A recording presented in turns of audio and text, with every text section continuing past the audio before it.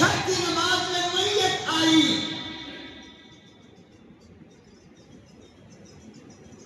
میں نے مؤذن سے پوچھا یہ میت یہاں کس نے رکھا ہے؟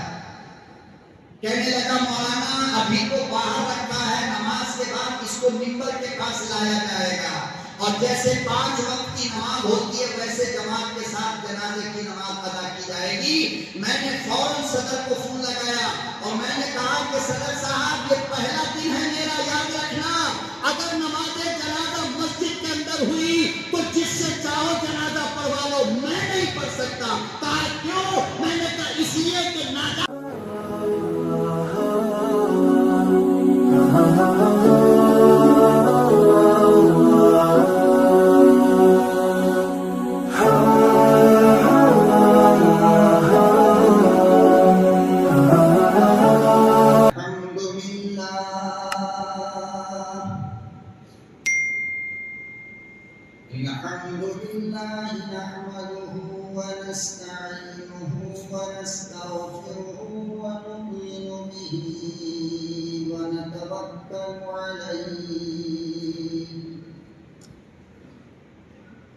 ونعوذ بالله من شرور أنفسنا ومن سيئات أعمالنا من يهده الله فلا مضل له ومن يضلله فلا هادي له ونشهد أن لا إله إلا الله وحده لا شريك له ونشهد أن سيدنا ونبينا وشفيعنا وحبيبنا وطبيبنا ومرشدنا ومولانا محمدا عبده ورسوله أرسله بالحق بشيرا ونذيرا وداعيا إلى الله بإذنه وسراجا منيرا. أما بعد فأعوذ بالله السميع العليم من الشيطان الرجيم. بسم الله الرحمن الرحيم.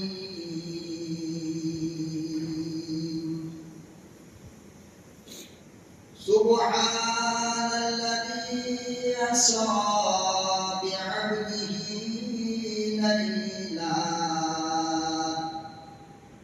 ليلا من المسجد الحرام إلى المسجد الأقصى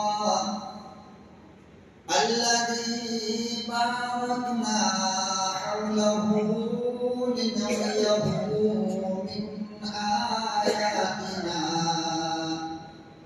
إنه هو السميع البصير.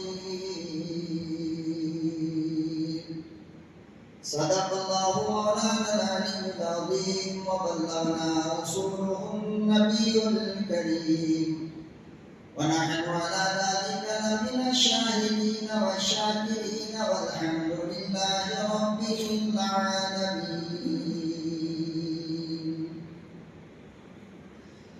درود شریف پڑھیں. اللهم صل على سيدنا محمد وعلى آل سيدنا محمد وبارك وسلم.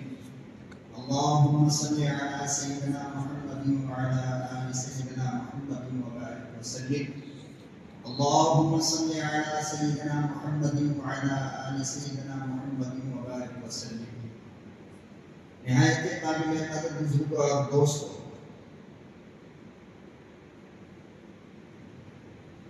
عربی اعتبار سے آج شعبان المعظم کی پہلی تاریخ ہے.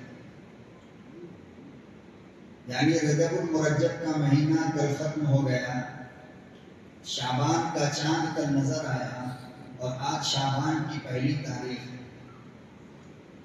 آج سے ٹھیک ایک مہینے کے بعد انشاءاللہ رمضان المبارک کا مقدس اور پیارا مہینہ شروع ہو۔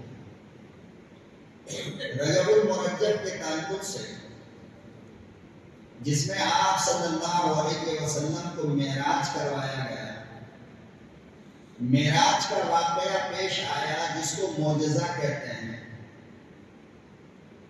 اس کی چند مختصر باتیں آپ حضرات کے سامنے گزشتہ 2-3 جمعوں سے بیان کیا جا رہا ہے۔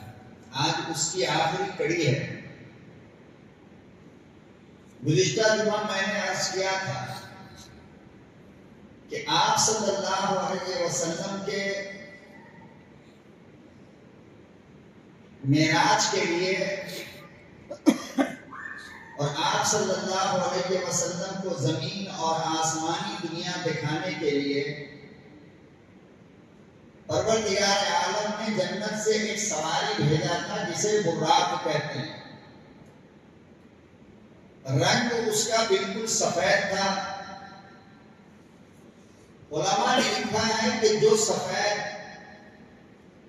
دنیا کے لوگ دیکھتے ہیں اور جس کو سفیدی کہتے ہیں، یہ وہ ایسا سفید نہیں تھا جو آپ صلی اللہ علیہ وسلم کی سواری کا کلر تھا سفید، وہ ایسا سفید نہیں تھا جیسا کہ ہم اور آپ دیکھتے ہیں اور جس کو ہم سفید کہتے ہیں، بلکہ علماء نے لکھا ہے کہ چونکہ وہ جنت کی سفیدی تھی تو وہ اتنا سفید تھا، اتنا سفید تھا، اتنا وائٹ تھا کہ ہم اگر اس کو دیکھنا چاہتے تو ہماری آنکھ اس پہ ٹھہر نہیں پاتی، اور آنکھ اس لیے نہیں ٹھہرتی کہ وہ صرف سفید نہیں تھا بلکہ اس کے اندر ایک چمک تھی۔ تمام تیاریاں ہو گئی، آپ صلی اللہ علیہ وسلم کا سینہ مبارک چاک کر کے اس کو دھویا گیا زمزم سے، اور آپ صلی اللہ علیہ وسلم کے سامنے وہ براق لا کر جبریل علیہ السلام نے کھڑا کیا، اور آپ صلی اللہ علیہ وسلم جب اس پر بیٹھنے لگے تو اس نے حرکت کیا۔ آپ صلی اللہ علیہ وسلم نے فرمایا چھوڑ دو، یہ حرکت جو کر رہا ہے وہ شرارت سے نہیں کر رہا ہے بلکہ خوشی میں کر رہا ہے کہ اس کے پیٹھ کے اوپر امام کا امام اور کائنات انسانی کا سب سے عظیم شخص بیٹھنے والا ہے، تو جانور کو بھی یہ محسوس ہو رہا ہے اور اسی لیے یہ خوشیاں منا رہا ہے۔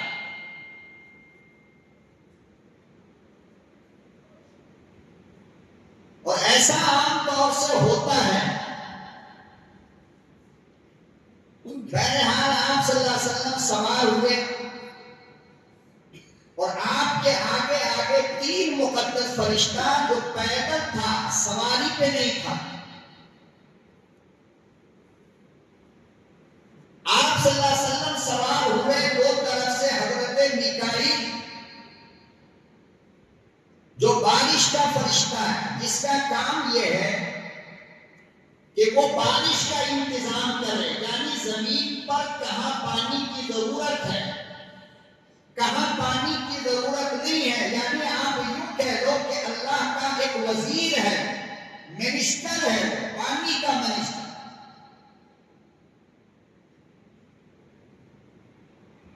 جس جگہ پہ ضرورت ہو اللہ کے حکم سے حضرت میکائیل وہاں پانی برساتے ہیں، جہاں پہ ضرورت نہ ہو وہاں پانی برسایا نہیں جاتا۔ تو ایک تھے اس میں پانی کے فرشتے جناب حضرت میکائیل۔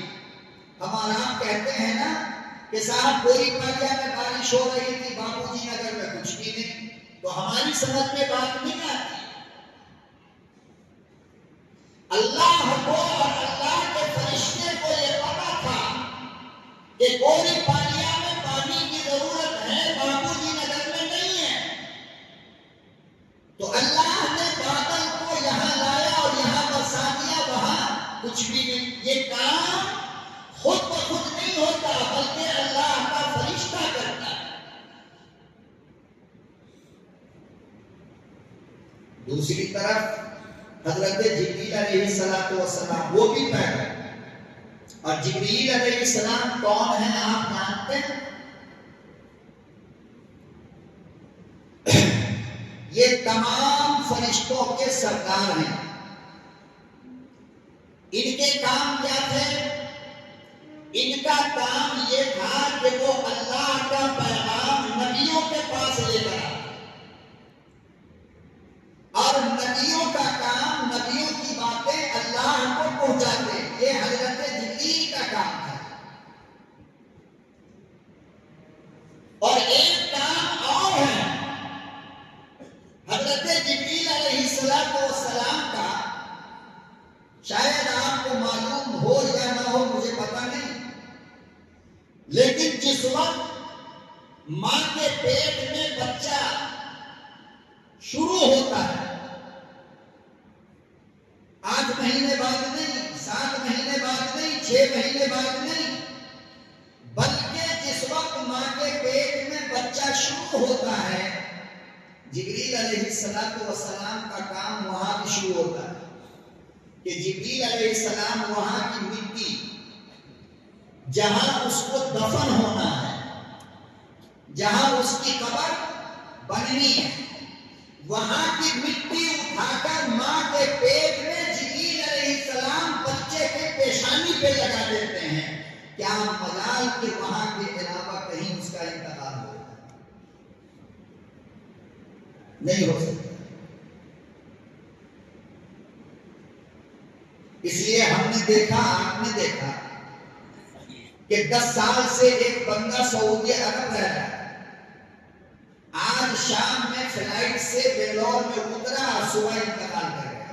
آپ نے کبھی سوچا ایسا کیوں ہوا؟ اس لیے کہ اس کی پیشانی پر بنگلور کی مٹی لگی تھی۔ بنگلور کے علاوہ یہ مکہ مدینے میں دفن کیسے ہو رہا؟ یہ کام اس کی ماں کے پیٹ میں جبریل نے کر دیا تھا،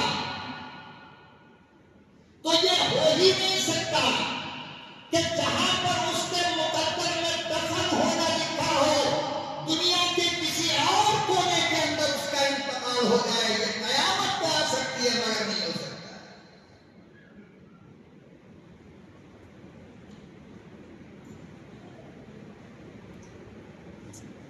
اب آپ یہاں پہ رک کر کے میری ایک بات سمجھو اور خوب اچھی طرح سمجھ لینا، برا مت ماننا۔ جب عمرہ کے لیے لوگ جاتے ہیں اور حج کے لیے لوگ جاتے ہیں تو دعا کا پروگرام رکھا جاتا ہے، اور دعا کیا مانگی جاتی ہے؟ اللہ اس کا عمرہ قبول ہو جائے، یہاں تک تو ٹھیک ہے، اللہ ہم سب کو توفیق ہو، یہاں تک ٹھیک ہے، لیکن اگلی دعا دیکھو۔ اگلی دعا مولانا صاحب کیا کرتے ہیں کہ اللہ خیریت کے ساتھ عمرہ اور حج سے واپس بھی آ جائے۔ میں آپ سے پوچھتا ہوں، یہ دعا غلط ہے یا صحیح؟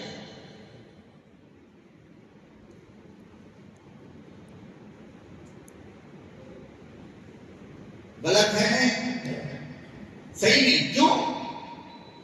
اس لیے کہ اس قبرستان میں دفن ہونا، جس قبرستان کے اندر امام الانبیاء کی بیٹی فاطمہ دفن ہے، ارے اس قبرستان کے اندر جگہ مل جانا، جس قبرستان کے اندر جناب رسول اللہ کو دودھ پلانے والی حلیمہ سوئی ہے، ارے اس قبرستان کے اندر جگہ مل جانا، جس قبرستان کے اندر ابو ہریرہ سویا ہے، ارے اس قبرستان کے اندر جگہ مل جانا، جس قبرستان کے اندر محمد عربی کا 1,24,000 صحابہ سویا ہے۔ ہر ایک کو نصیب ہوگا، قسمت والے کو نا۔ جناب رسول اللہ صلی اللہ علیہ وسلم نے فرمایا کہ جنت المعلی یا جنت البقیع، جنت المعلی جو مکے میں ہے اور جنت البقیع جو مدینے میں ہے، فرمایا کہ ان دونوں قبرستان کے اندر جس کو دفن کر دیا گیا، حساب کے جنت میں جائے گا. وہ تو مقدر کا سکندر ہوتا ہے جس کا انتقال عمرے میں ہو جائے اور حج میں ہو جائے. ہماری تمہاری اتنی اچھی تدبیر کا ہے, ہمیں تو پھر یہی آنا ہے. اس لیے دعا یہ کرنی چاہیے, اللہ حج اور عمرے والی موت عطا فرما. احرام بدلتے ہو, میرے مصطفیٰ نے فرمایا کہ حالت احرام میں اگر انتقال ہو گیا, لوگوں یاد رکھنا, تو فرمایا کہ قیامت کے دن یہ ایسے اپنی قبر سے اٹھے گا جیسے ابھی ماں کے پیٹ سے پیدا ہوا.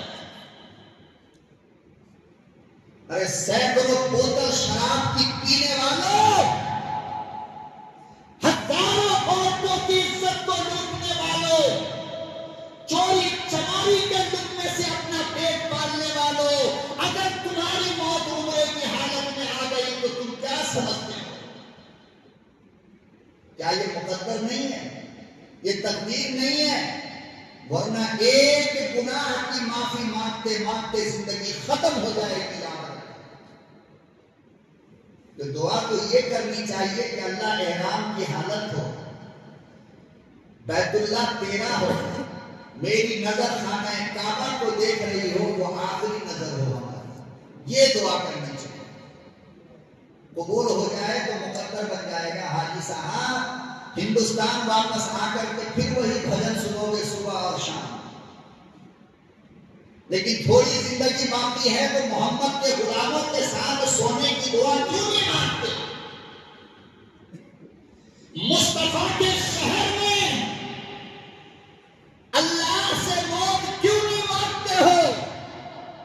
خدیجۃ الکبریٰ سرکار کو جہاں کی بیوی جس قبرستان میں جنت المعلیٰ میں آرام کر رہی ہے, وہاں کی موت کیوں نہیں مانگتے ہو کہ قیامت کے دن ابو ہریرہ کے ساتھ اٹھو, ابو ذر غفاری کے ساتھ اٹھو, فاطمہ کے ساتھ اٹھو, نواسہ رسولوں کے ساتھ اٹھو, صحابہ اکرام کے ساتھ اٹھو. ارے قیامت میں اللہ پوچھے گا کہاں سے آیا ہے؟ ارے فخر سے کہنا تیرے محبوب کے شہر مدینے سے آیا ہے. دعا کرائے تو خیریت سے واپس آ جائے. ہمارے جیسے لوگ خیریت ہی سے آئیں گے, فکر مت کرو. وہاں موت آنا کوئی معمولی چیز نہیں ہے. جس کو اللہ نے مقدر کا سکندر بنایا ہو اسی کو موت آتی ہے, مکے میں یا مدینے میں. ہم جیسے مجرم گنہگاروں کی قسمت کتنی اچھی کام ہے.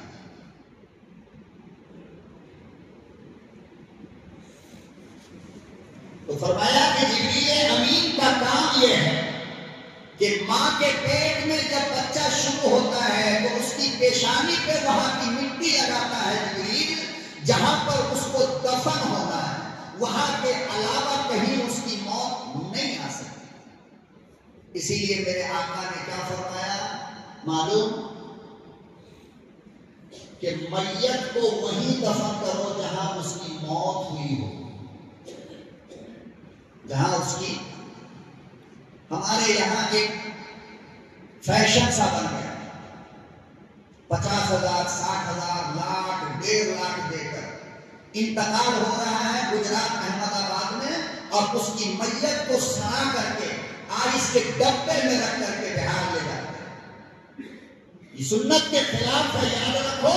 اور یہ کوئی محبت نہیں, یہ میت پہ ظلم ہے اور میت پر زیادتی ہے. میرے آقا نے فرمایا میری امت کے غلاموں, میری امتیوں, 3 کام میں لیٹ کبھی مت کرنا ورنہ بہت پچھتانا پڑے گا.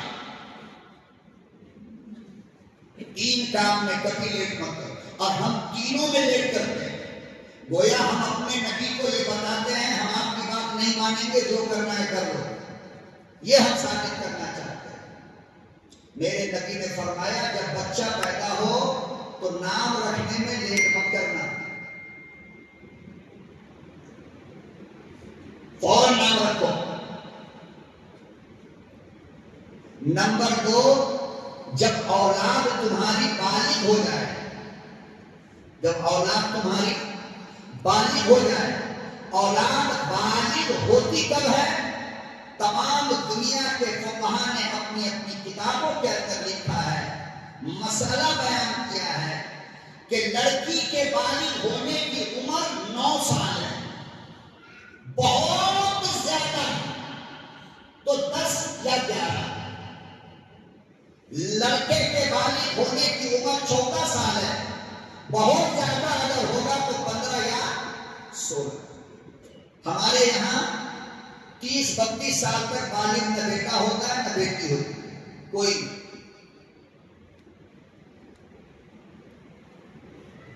بہت نیک لوگ ہیں نا، بچہ بہت نیک ہے، موبائل نہیں دیکھتا، کچھ بھی نہیں کرتا، ہر وقت اللہ اللہ کرتا ہے، اسی لیے 30-25 سال تک ہماری بیٹی کالج میں ہوگی، ڈگری کرے گی، انٹر کرے گی، فلانی کرے گی، ڈھکانی کرے گی، کیا ہے ابھی بالغ نہیں ہوئی، اسی لیے ابا لڑکا نہیں ڈھونڈ رہا ہے۔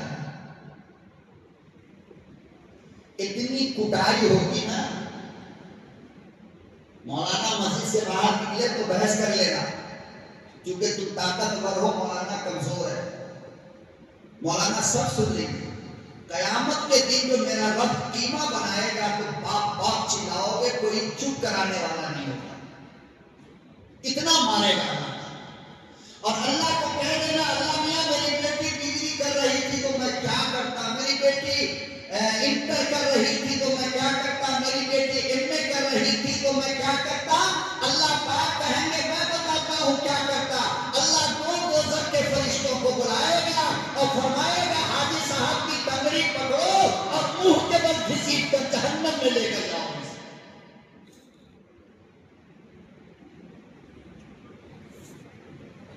بیٹے کی عمر 25 سال ہو رہی ہے، شادی کو تیار ہے، کیا ہے بھائی کوئی نوکری نہیں کر رہا، نہیں آپ غلط کہتے ہو، ایک نوکری کر رہا ہے، آپ کو پتا نہیں، آپ کو معلوم نہیں ہے، ایک نوکری اسپیشل والی ہے، کسی کی بیٹی کے دوپٹے کو اتارنے کا کام کنٹینیو تمہارا بیٹا کر رہا ہے، لیکن تم کو پتا نہیں۔ تمہاری بیٹیاں ایک ڈگری اور کر رہی ہیں، ایک انٹر اور کر رہی ہے کالج کے نام پر، جس کا تم کو پتا نہیں، اور پتا تب چلے گا جب غائب ہو جائے گا۔ پھر سبحانیہ کے خطیب کو یاد کر لینا کہ کیا درد تھا اس کے سینے میں جو چیخ کر باتیں کہتا تھا۔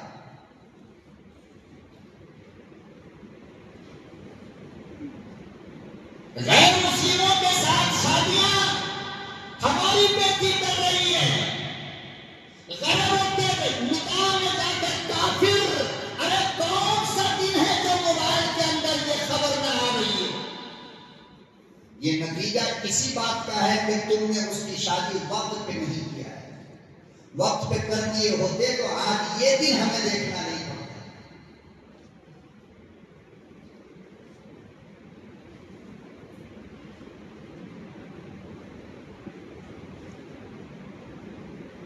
تو فرمایا میرے نبی نے کہ 3 کام میں دیر نہ کرو۔ نمبر 1 جب بچہ پیدا ہو جائے تو نام رکھنے میں، نمبر 2 جب بچے بالغ ہو جائیں تو شادی کرنے میں، اور نمبر 3 جب کسی کا انتقال ہو جائے تو دفن کرنے میں، لیٹ مت کرنا۔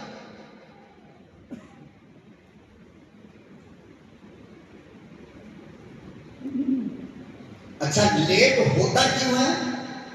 ہماری میت کو دفن کرنے میں لیٹ ہوتا کیوں ہے؟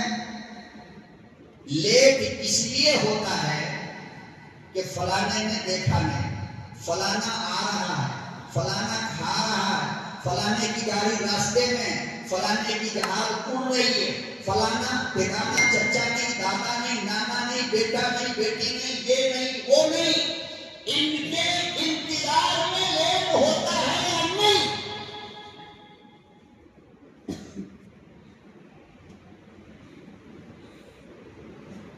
لیکن میں آپ سے پوچھتا ہوں، مجھ سے بحث مت کرنا۔ اگر تمہیں اپنی طاقت کا غرور، اپنے پیسوں کا گھمنڈ ہے، اب تم اپنے عہدے کی بنیاد پر کسی سے منہ لگانا چاہتے ہو تو مجھ سے منہ مت لگانا، میرے نبی سے پوچھ لینا جا کر۔ دنیا کی کسی کتاب کے اندر اسلام مذہب کی کسی کتاب کے اندر اگر یہ لکھا ہو کہ بیٹے کی وجہ کر دفن کرنے میں تاخیر کیا جا سکتا ہے، بیوی کی وجہ کر دفن کرنے میں تاخیر کیا جا سکتا ہے، چچا کے نہ ہونے کی وجہ کر لیٹ کیا جا سکتا ہے، تو میں تمہاری غلامی کرنے کے لیے تیار ہوں، مجھے لا کر کے دکھاؤ۔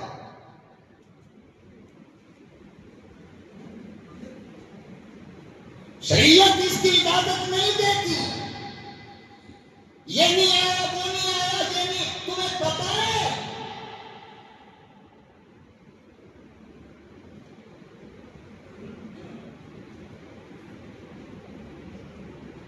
میت چیخ چیخ کر کہتی ہے مسلمانوں، ادھر روح نکلتی ہے خدا کی قسم، اور اس کی روح لے کر کے فوراً فرشتہ چلا جاتا ہے کہاں؟ آسمان پر۔ اب دیکھو، پوری زندگی روح اور جسم دونوں یاد تھے نا، دونوں کے بغیر کوئی رہتے تھے؟ جسم کے بغیر روح نہیں، اور روح کے بغیر جسم نہیں۔ اب جب انتقال ہوا تو جسم یہاں ہے اور روح وہاں ہے، دونوں جدا ہو گئے۔ اس جدائی کے غم میں ارے میت چیخ چیخ کر کہتی ہے مجھے جلدی دفن کر دو۔ کیوں؟ جب تک تم قبر میں رکھو گے نہیں میرا یار مجھ سے ملے گا۔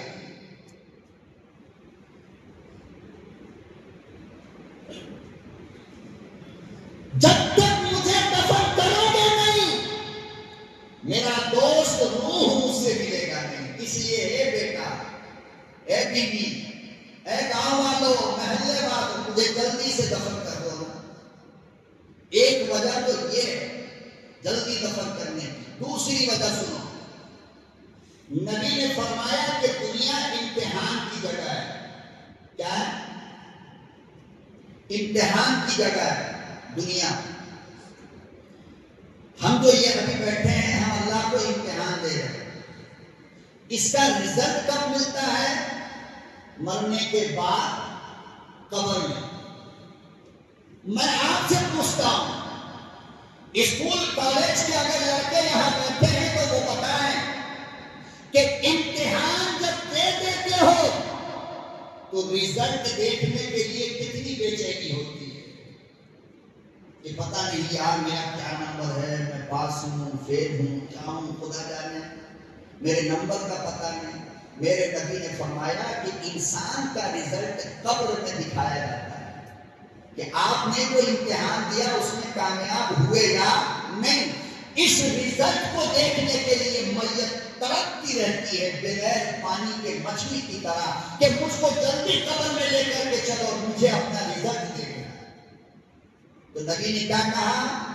انتقال کے بعد دفن کرنے میں لیٹ مت کیا کرو، یہ میت کے لیے اچھا ہے۔ جتنا لیٹ کرو گے تمہاری میت اتنا تڑپتی رہے، پریشان ہوگی۔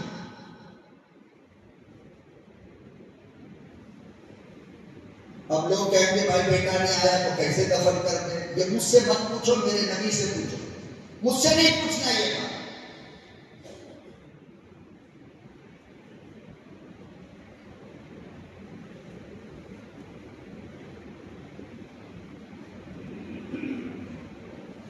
عجیب تماشا ہے، دو دو تین دن آئس کے باکس میں رکھ کر کے مچھلیوں کی طرح میت کو سڑایا جاتا ہے۔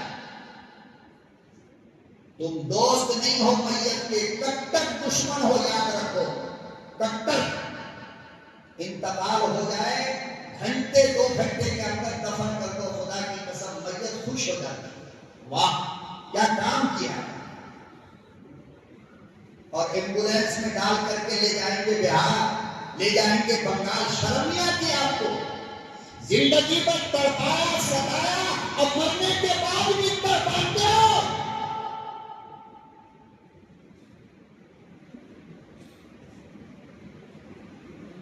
دھن اور تماشے اسلام کا مذاق بنا کر کے رکھ دیا مسلمانوں نے۔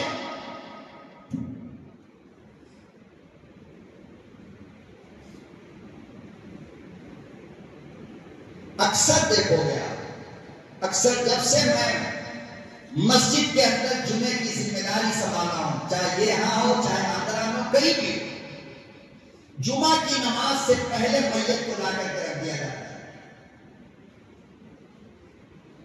جنازہ کب ہوگا؟ نماز کے بعد۔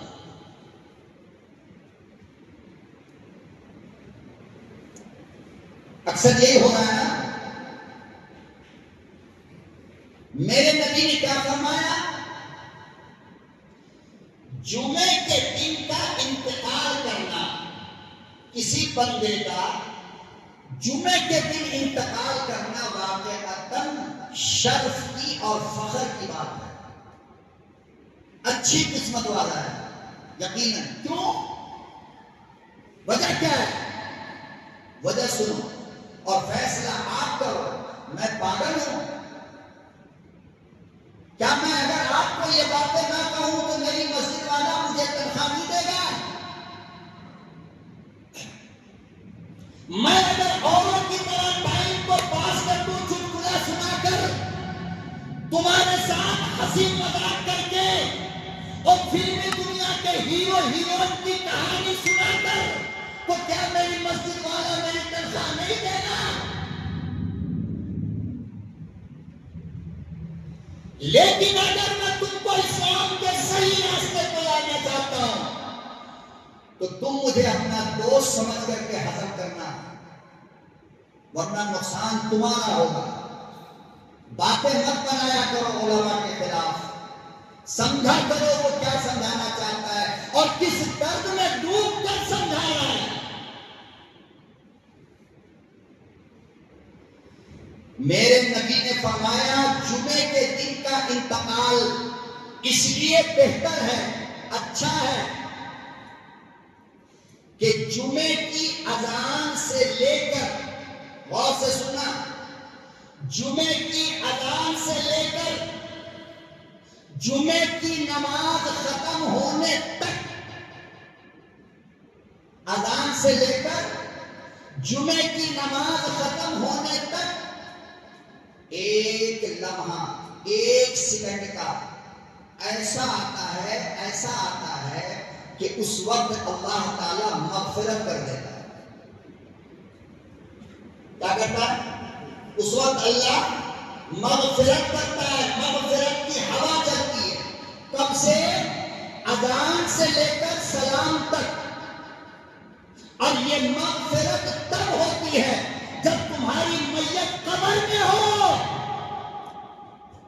سبحانیہ کے صحن میں لا کر کے رکھ دو گے، تم نے اپنے میت کے ساتھ گنڈا گردی کیا اور وہ مغفرت کا لمحہ تم نے چھین لیا اس سے۔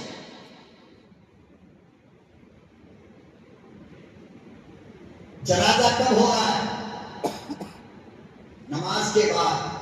تو بتاؤ کہ مغفرت کا لمحہ تمہاری میت کو ملا قبر میں؟ بولو ملا؟ تو تم نے ظلم کیا یا نہیں کیا میت کے ساتھ؟ اب بتاؤ کہ جمعے کے دن میت کو کب دفن کرنی چاہیے؟ نماز جمعہ سے پہلے کرو، تاکہ مغفرت کا وہ سیکنڈ، وہ منٹ تمہاری میت کو قبر میں مل جائے اور رب اس کے لیے مغفرت کا اعلان کرے۔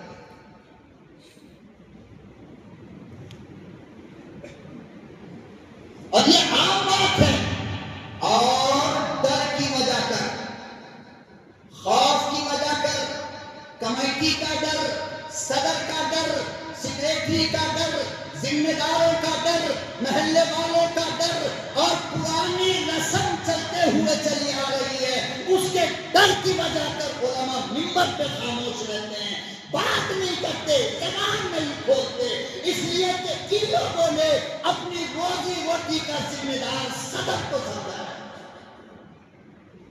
ہم اپنا رزاق اپنے رب کو سمجھتے ہیں، اس کے بغیر کوئی طاقت میرے منہ میں روٹی کا لقمہ نہیں ڈال سکتا۔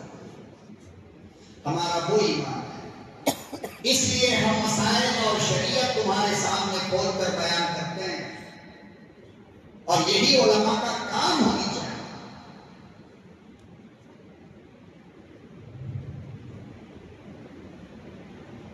ہندوپور مرکز کے اندر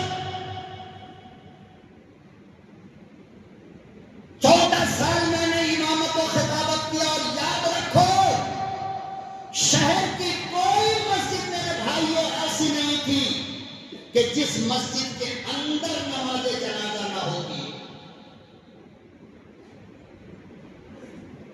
میت منبر کے پاس رکھی ہے, جنازے کی نماز ہو رہی ہے. ہر مسجد کے اندر علماء ہمارے, جب میں مرکز میں گیا وہ پہلا دن تھا میرے مرکز کا, اور میری نوکری کا پڑھائی ختم ہونے کے بعد وہ میرا پہلا دن تھا, اور شہر کی سب سے بڑی مسجد 19 سالہ جوان تھا میں الحمدللہ. 19 سال کی عمر میں عالم بن کر کے دارالعلوم دیوبند سے آیا تھا, مرکز والوں نے رکھا, اور وہ پہلا دن تھا. لوگوں عشاء کی نماز میں میت آئی,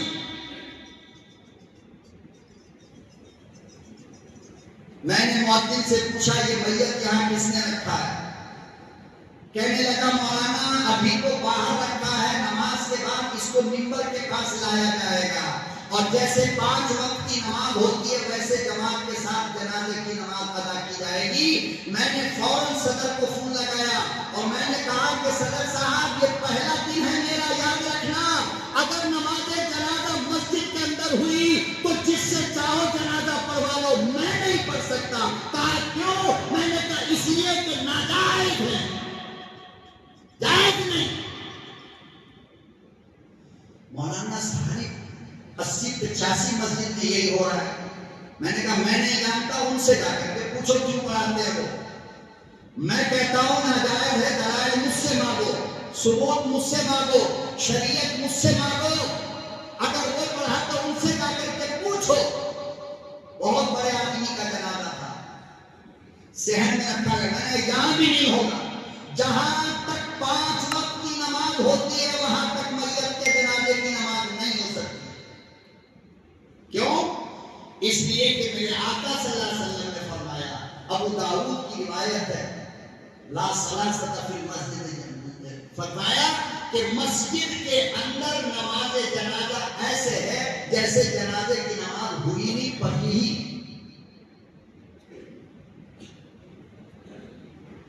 اور تمام صفحہ میں لکھا ہے, اور اس کی ایک وجہ اور سب سے بڑی ہے میرے بھائی.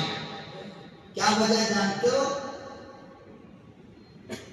مسجد میں داڑھی کو کندھا کرنا, بال کو کندھا کرنا فقہا نے مکروہ لکھا. کیا لکھا؟ کیا لکھا؟ مکروہ کے معنی ایسا نہیں ہے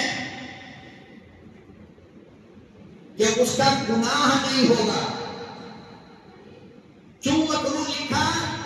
اس لیے کہ داڑھی میں کندھا کرو گے, کوئی بال ٹوٹ کر اللہ کے گھر میں گر جائے گا تو مسجد کی بے ادبی ہوگی.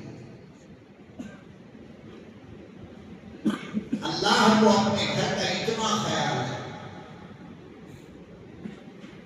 اور بعض لوگوں کی بیماری ہوتی ہے, نماز کے لیے کھڑا ہوگا, ایک ہاتھ یہاں اور ایک پتہ نہیں اللہ کے سامنے کھڑا ہے کہ سسرال میں کھڑا ہے.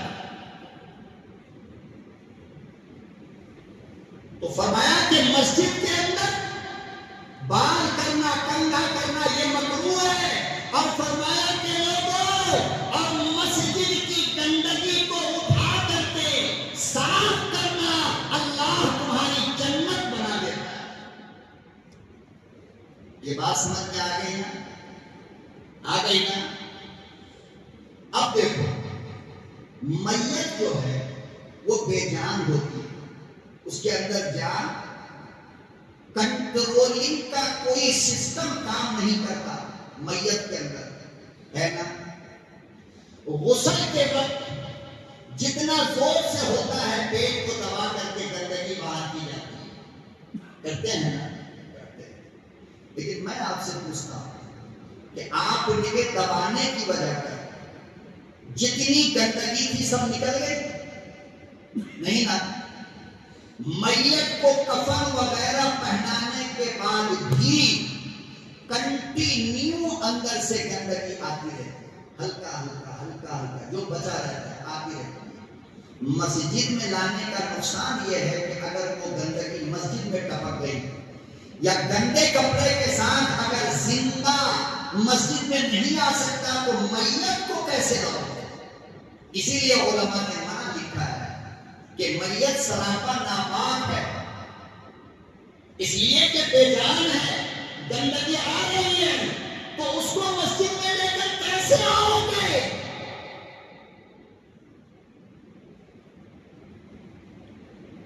الحمدللہ بہت مخالفت ہوئی، علماء نے مخالفت کیا، مسجد کے متولیوں نے مخالفت کیا، لیکن آج کی تاریخ جاؤ شہر ہندوپور کو چیک کر لو، 80-90 مساجد ہے، کسی ایک مسجد میں بھی جنازہ اندر نہیں ہوتا ہے۔ مسائل بولنا پڑتا ہے، ہمت کرنا پڑتا ہے، یہ نہیں کہ چلا رہا پہلے سے چلا آ رہا ہے تو مولانا تم بھی خاموش ہو جاؤ، نہیں، اگر تم نبیوں کے وارث ہو، اور نبیوں کا کام یہ ہے کہ باپ دادا کے زمانے سے اگر کچھ غلط ہو رہا ہے، تم وارث ہو نبی کے، سینہ ٹھوک کر کہو یہ غلط ہے۔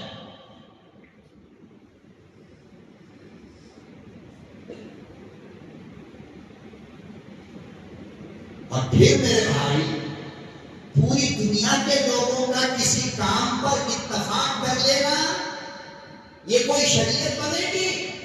مثال کے طور پہ اگر پورا شہر بنگلور یہ کہے کہ بھائی عشاء کی نماز کی صرف 4 رکعت ہے، وتر نہیں ہے، سنت نہیں ہے، اب پورے بنگلور والے اس پہ عمل کرنا چھوڑ دے، تو کیا آپ یہ کہہ سکتے ہو کہ کوئی بنگلور کا آدمی عمل نہیں کرتا اس لیے ہم بھی نہیں کریں گے؟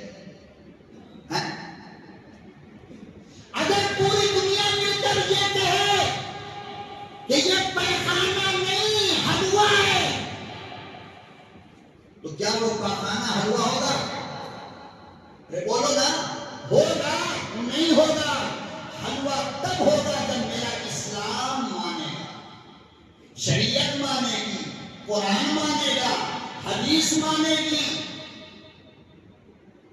تو لوگوں کا کسی کام پر عمل کرنا یہ شریعت نہیں ہے۔ تم شریعت دیکھو، اسلام مذہب کیا ہے، مذہب اسلام کیا ہے۔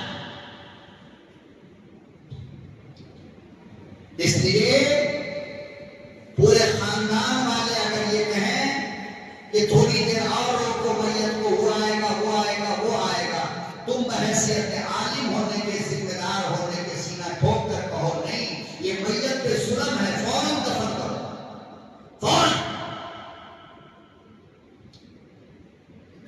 ارے میت کے جنازے میں شریک ہونا یہ سنت ہے، یہ نبی کا طریقہ ہے، مگر میت کو دیکھنا یہ سنت نہیں، یہ انسانیت ہے۔ دیکھنے سے کوئی عبادت نہیں ہے، لکھ لو۔ میت کو کانا دینے پہ ثواب ہے، میت کا جنازہ پڑھنے پہ ثواب ہے، میت کو مٹی دینے پر ثواب ہے، مگر کہیں بھی یہ نہیں لکھا ہے کہ میت کو دیکھنے پر ثواب ہے، کہیں نہیں۔ اب دیکھنے کے لیے تم میت کو 2 دن رکھو گے، دیکھنے کے لیے تم میت کو آئس میں رکھو گے، یہ شریعت کا نظام بنا کر رکھا ہے۔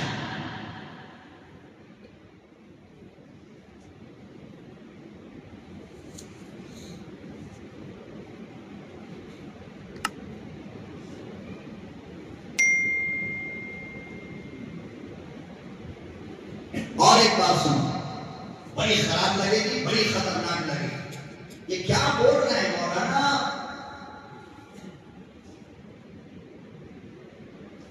شوہر کے انتقال کے بعد، شوہر کے انتقال کے غور سے سننا، مسئلہ ہے، الٹا سیدھا مت بولنا باہر جا کر کے۔ شوہر کے انتقال کے بعد بیوی کا شوہر کو دیکھنا جائز ہے، سمجھ رہے ہو؟ دیکھنا، شوہر کے انتقال کے بعد بیوی کا شوہر کو دیکھنا جائز ہے، لیکن بیوی کے انتقال کے بعد شوہر کا بیوی کو دیکھنا جائز نہیں.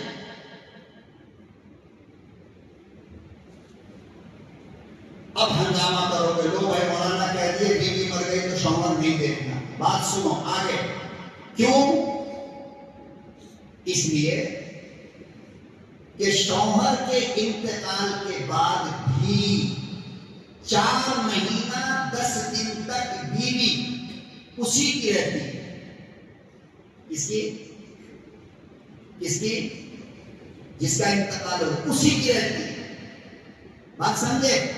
اسی لیے 4 مہینہ 10 دن تک کوئی دوسرا نکاح نہیں کر سکتی. اور اس کو عدت کہتے ہیں. کہتے ہو یا نہیں؟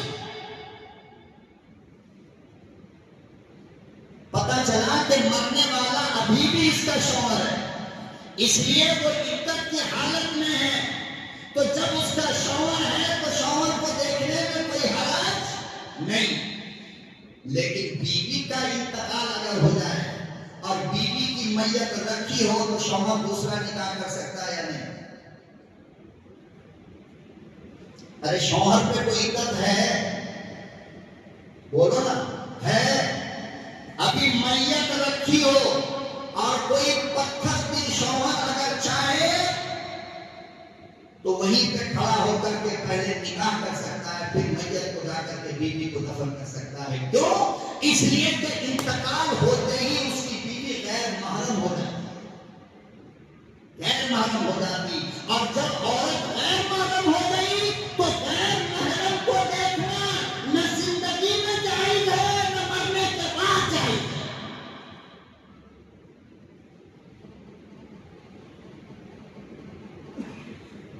مگر ہمارے یہاں کیا کچھ چل رہا ہے؟ شوہر کو تو چھوڑو، بیچاری ایسی بیٹیاں جو زندگی میں کبھی اپنے دروازے کی گلی میں آ کر کے کسی کو نہیں دیکھی، اس کے انتقال کے بعد پوری دنیا کے مرد اس کی میت کو دیکھتے ہیں. بغیر کو شرم نہیں آتی، حیا نہیں آتی.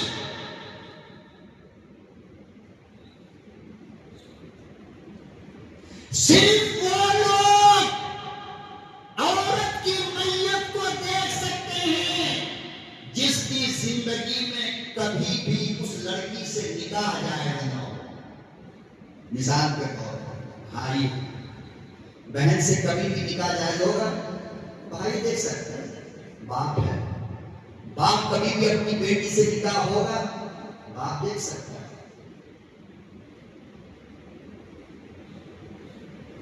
جن لوگوں سے زندگی میں نکاح حرام ہے مرنے کے بعد بھی اس کو دیکھنا جائز ہے اور مرنے سے پہلے بھی اس کو دیکھنا جائز ہے. دادا ہے، نانا ہے، سگا ماموں ہے، اپنا ماموں.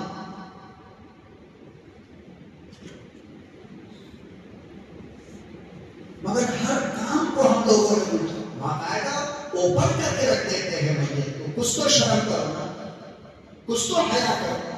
کہ جن لوگوں سے تمہاری بیٹی نے، تمہاری بیوی نے زندگی میں پردہ کیا، مرنے کے بعد اس غریب کو تم نے بے پردہ رکھ دیا. اب جو آ رہا دیکھ کے جا رہا، جو آ رہا دیکھ کے جا رہا.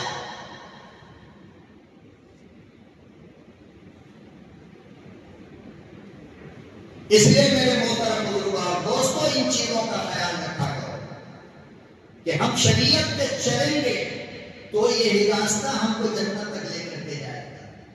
ہم باپ دادا نانا فلانا ٹھکانا پہلے سے ہو رہا ہے، اس سے ہو رہا ہے، 4 مہینہ سال زندگی بھر سے ہو رہا ہے، ہم نہیں مانتے ان چیزوں کو. اور کہہ دو کہ ہم نہیں مانتے، جائز نہیں، حرام ہے. ختم کرو ان چیزوں کو اور پکے اسلام کے سپاہی بنو، اسلام کے کمانڈر بن کر کے زندگی گزارو. اللہ پاک عمل کی توفیق عطا فرمائے. وآخر دعوانا ان الحمد للہ.